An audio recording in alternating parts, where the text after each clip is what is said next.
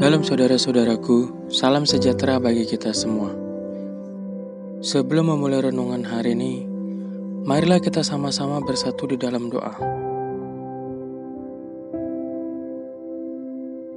Tuhan Yesus, terima kasih Tuhan karena pada kesempatan kali ini kami dapat berkumpul bersama-sama untuk merenungkan firman-Mu Tuhan. Pakai hamba-Mu selalu Tuhan dalam berucapkan kata untuk renungan-Mu hari ini Tuhan. Berkati mereka juga yang sudah meluangkan waktu untuk merenungkan firman-Mu juga Tuhan. Berkati kami Tuhan di dalam pekerjaan, berkati dalam usaha karir, apapun toko dagangan yang kami lakukan Tuhan berkati selalu Tuhan. Terima kasih Tuhan, di dalam nama Tuhan Yesus kami memulai renungan hari ini dengan ucapan syukur. Haleluya, amin. Mari kita sama-sama membuka Alkitab pada Yohanes 10 ayat 3. Untuk Dia penjaga membuka pintu, dan domba-domba mendengarkan suaranya, dan Ia memanggil domba-dombanya masing-masing menurut namanya, dan menuntunnya keluar. Haleluya. Judul renungan hari ini, apakah Dia mengenal saya? Jawabnya jelas. Dia atau Yesus memanggil kita menurut nama kita masing-masing. Saya sebaliknya bertanya, adakah dan bagaimana pengalaman pribadi kita dengan Yesus? Kita diajak untuk introspeksi. Adakah kesalahan-mengertian tentang Dia? Adakah kebimbangan tentang Dia? Atau adakah pengalaman karena kepentingan diri menyangkal Dia? Apakah saya mempunyai sejarah pribadi dengan Yesus? Ada 3 hal yang harus kita mengetahui. Yang pertama, kapankah kita telah salah mengerti Dia? Mari kita melihat pada Injil Yohanes 20 ayat 11 sampai 18. Tetapi Maria berdiri dekat kubur itu dan menangis. Sambil menangis ia menjenguk ke dalam kubur itu. 12. Dan tampaklah oleh 2 orang malaikat berpakaian putih, yang seorang duduk di sebelah kepala dan yang lainnya sebelah kaki di tempat mayat Yesus terbaring. Ayat 13. Kata malaikat-malaikat itu kepadanya, Ibu, mengapakah engkau menangis? Jawab Maria kepada mereka, Tuhanku telah diambil orang, dan aku tidak tahu di mana ia diletakkan. 14. Sesudah berkata demikian, ia menoleh ke belakang dan melihat Yesus berdiri di situ, tetapi ia tidak tahu bahwa itu adalah Yesus. Ayat 15. Kata Yesus kepadanya, Ibu, mengapakah engkau menangis? Siapakah yang engkau cari?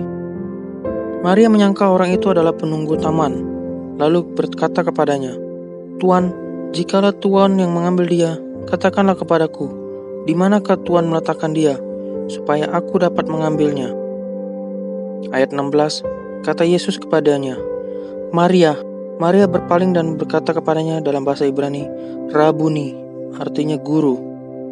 Ayat 17, kata Yesus kepadanya, Janganlah engkau memegang aku, sebab aku belum pergi kepada Bapa, tetapi pergilah kepada saudara-saudaraku, dan katakanlah kepada mereka, bahwa sekarang aku akan pergi kepada Bapakku dan Bapamu, kepada Allahku dan Allahmu. Ayat ke-18, Maria Magdalena pergi dan berkata kepada murid-murid, Aku telah melihat Tuhan, dan juga bahwa Dia yang mengatakan hal-hal itu kepadanya. Memang adalah mungkin mengenal semua doktrin dan masih tetap tidak mengenal Yesus. Jiwa seseorang ada dalam bahaya besar bila pengenalan akan doktrin melampaui pengenalan akan Yesus. Mengapa Maria saat itu menangis? Bagi Maria, doktrin bukanlah sesuatu yang penting. Meskipun setiap orang Farisi dapat membuat Maria seolah-olah bodoh mengenai doktrin. Tetapi ada satu hal yang tidak dapat mereka tertawakan, yaitu kenyataan bahwa Yesus telah mengusir 7 roh jahat keluar dari wanita itu. Tetapi berkatnya tersebut tidak berarti bagi Maria bila dibandingkan dengan pengenalannya akan Yesus. Dalam Yohanes 20 ayat 14 dan 16 berkata, Sesudah berkata demikian, ia menoleh ke belakang dan melihat Yesus berdiri di situ. Tetapi ia tidak tahu bahwa itu adalah Yesus. Kata Yesus kepada Maria. Begitu Yesus menyebut namanya, Maria, segera tahu bahwa dia mempunyai sejarah pribadi dengan tokoh itu. Maria berpaling dan berkata kepadanya dalam bahasa Ibrani, Rabuni. Yang kedua, kapankah saya bimbang tentang Dia? Mari kita lihat Alkitab pada Injil Yohanes 20 ayat 24 sampai 29. Tetapi Thomas, seorang dari ke-12 murid itu, yang disebut Didimus, tidak ada bersama-sama mereka ketika Yesus datang ke situ. Ayat 25, maka kata murid-murid yang lain itu kepadanya, "Kami telah melihat Tuhan." Tetapi Thomas berkata kepada mereka, "Sebelum aku melihat bekas paku pada tangannya, dan sebelum aku mencucukkan jariku ke dalam bekas paku itu, dan mencucukkan tanganku ke dalam lambungnya, sekali-sekali aku tidak akan percaya."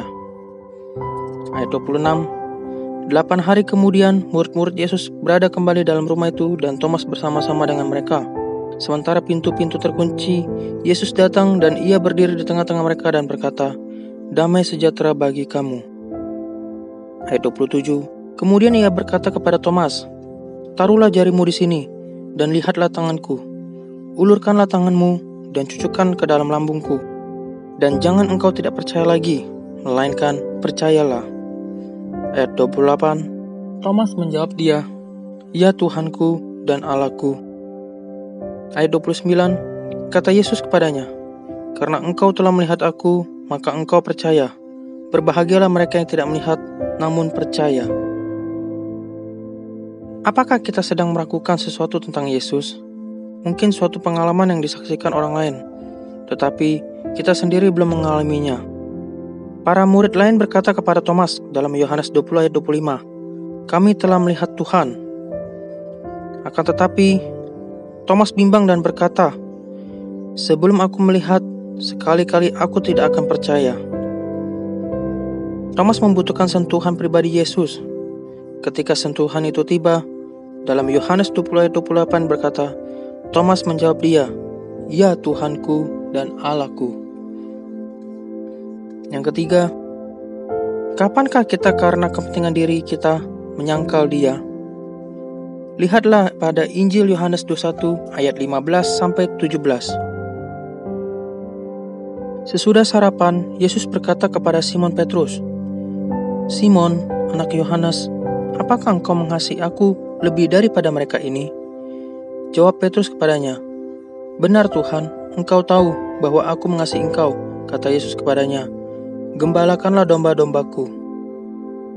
Kata Yesus pula kepadanya untuk kedua kalinya, "Simon, anak Yohanes, apakah engkau mengasihi aku?" Jawab Petrus kepadanya, "Benar Tuhan, engkau tahu bahwa aku mengasihi engkau." Kata Yesus kepadanya, "Gembalakanlah domba-dombaku." Ayat 17, kata Yesus kepadanya untuk ketiga kalinya, "Simon, anak Yohanes, apakah engkau mengasihi aku?" Maka sedih hati Petrus karena Yesus berkata untuk ketiga kalinya, "Apakah engkau mengasihi aku?" Dan ia berkata kepadanya, "Tuhan, engkau tahu segala sesuatu. Engkau tahu bahwa aku mengasihi engkau." Kata Yesus kepadanya, "Gembalakanlah domba-dombaku."